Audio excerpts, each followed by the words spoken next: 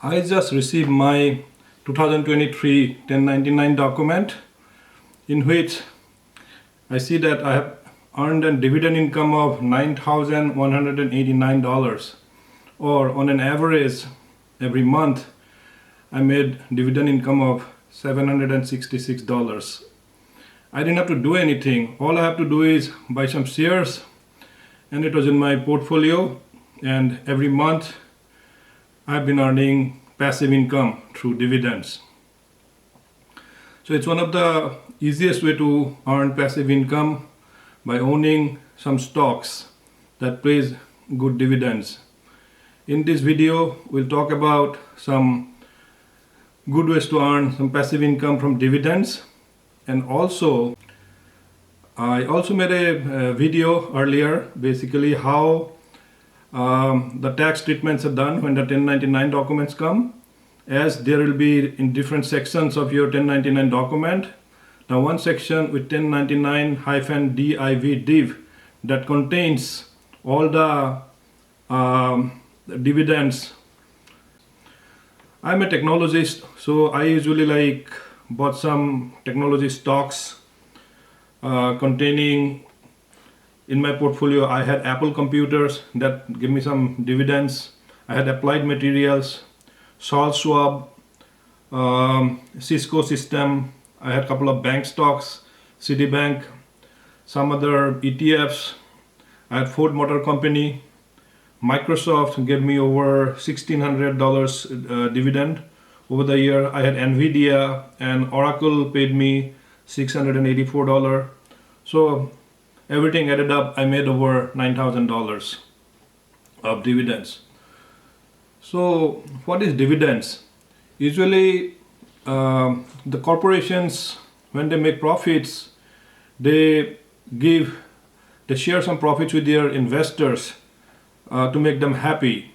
Usually whenever some of the stocks which are matured, they're having good earnings over a period of time, and if they do not have any good place to invest in good projects, they pay the share, the income, the profits from the company to the investors as the form of dividends.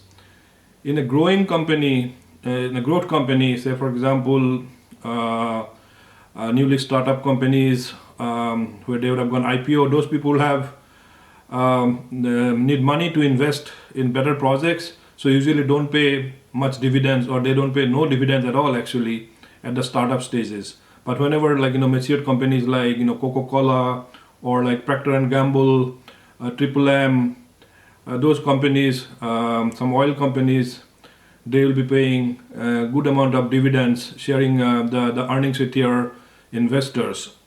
We'll also talk about a couple of parameters regarding dividends. Say for example, one particular parameter is called dividend payment ratio. Dividend payout ratio, what it means is for a particular share, for investor, the total amount of dividends paid divided by the net income is called dividend payout ratio.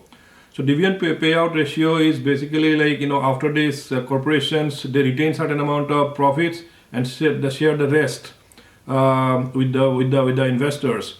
There's a ratio called retention ratio, which is earning per share, whatever this company earns minus dividend payout. That means earned, then the subtract the dividend amount is basically what is the company will be retaining. So divide that by overall the EPS, the ratio is called retention ratio. So dividend payout ratio is 1 minus the retention ratio. Say for example, if the company retained 80%, so they would be paying 20% of their dividends to their investors.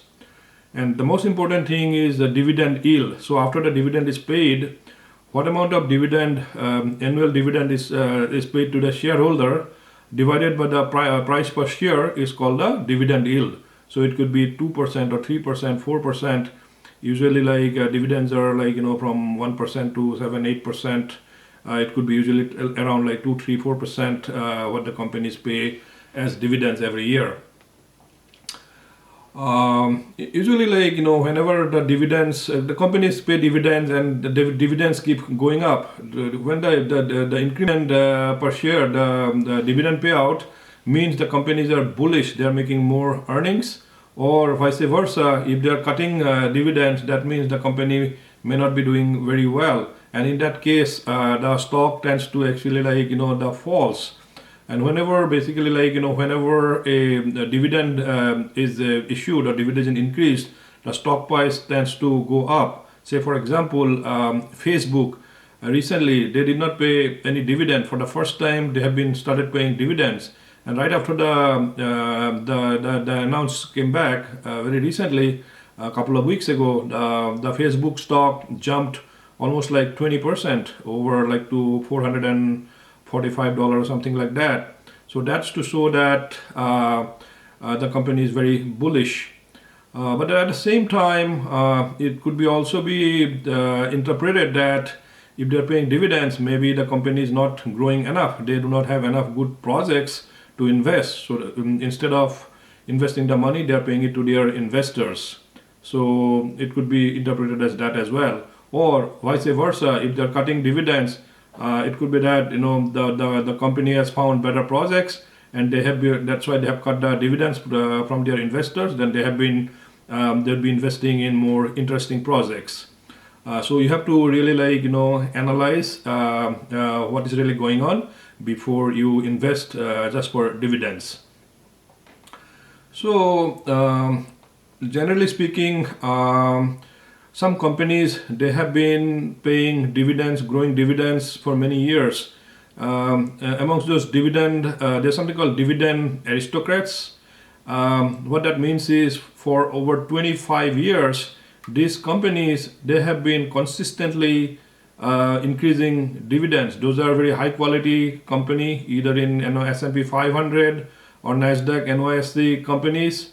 So dividend aristocratic means that they have been consecutively, they have been paying 25 years of increment of, like, dividend payments. Similarly, there is something called dividend king. Dividend king means it is even more consistent. They would have paid over 50 years of dividend. They have been issuing higher dividends for 50 plus years when the companies are categorized as dividend king. So that's the difference between dividend aristocrat and the dividend king. The dividend kings are fewer numbers. So at this point in 2024, there are 55 only dividend king stocks, and whereas there were 67 stocks which are in dividend aristocrats. So if you want to invest in those companies, whether they are dividend aristocrat or dividend kings, they tend to be very high quality company. They pay good dividends. So in this slides, I am showing you some of those highest paying top 7 dividend aristocrats. Say, for example, Walgreens, Boots Alliance, 3M, Realty Income. They have been paying, like, 7.05% dividend yield. Triple M paying 6.9%, Mcore 5.51, like that. At the same time, I have put this dividend kings. Say American Water, they're a utility company, Dover Corporation, Northwest Natural Holding, General Parts. I put those links so that you can check, like, the list of all the dividend kings if you want to invest in this type of, like, stocks. Now, say, for example, these companies pay dividend income, so they give in certain, like, dividend yield. So you can also figure it out how much you have to invest, say, like, for you to certain kind of, like, income. Say, for example, you want to earn $1,000 per month. Say, meaning every month you want to get $1,000 of passive income. So that translates to $12,000 per year. 12 multiplied by 1,000. Say, for example, some particular company A, they issue a dividend yield of 3.5%. So in that case, how much of that stock I should be investing for me to earn this $1,000 passive dividend income? So here's a formula. So I earn $12,000 for the year. So how much divided by X? I should be earning 0.35% a dividend yield. So with this simple translation, I can calculate X, which translates to $342,857. So meaning, if this company give you a dividend of 3.5%, and if you invest in $342,857, you would be earning $12,000 of dividend every year, or $1,000 a month. So that will be a nice passive income. But at the same time, you should have enough money to invest in this big amount. So you could look for good companies. They could put even higher dividends. Some could be paying 4% or 4.5%, and depending on how much passive income you can earn, you can figure it out how much you should be investing. But again, also be careful, just for buying stocks for dividends. It could be very dangerous because stock price could go up and go down. Literally stock price can go down to minimum zero. So you really have to be careful. So instead of buying one stock or two stocks, you could be buying some kind of ETFs. So I have put the names of 10 best dividend ETFs for 2024. Say for example, Vanguard high dividend yield that yields about 4.39%. Invesco S&P 500 high dividend low volatility ETF, SPHD is the ticker symbol, pays about 4.5%. Wisdom Tree, the symbol is DES, pays about 2.92%.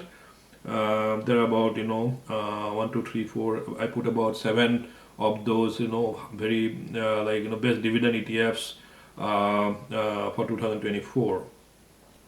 And here is the list of all the 67 Aristocrat List, sector by sector, and the dividend growth.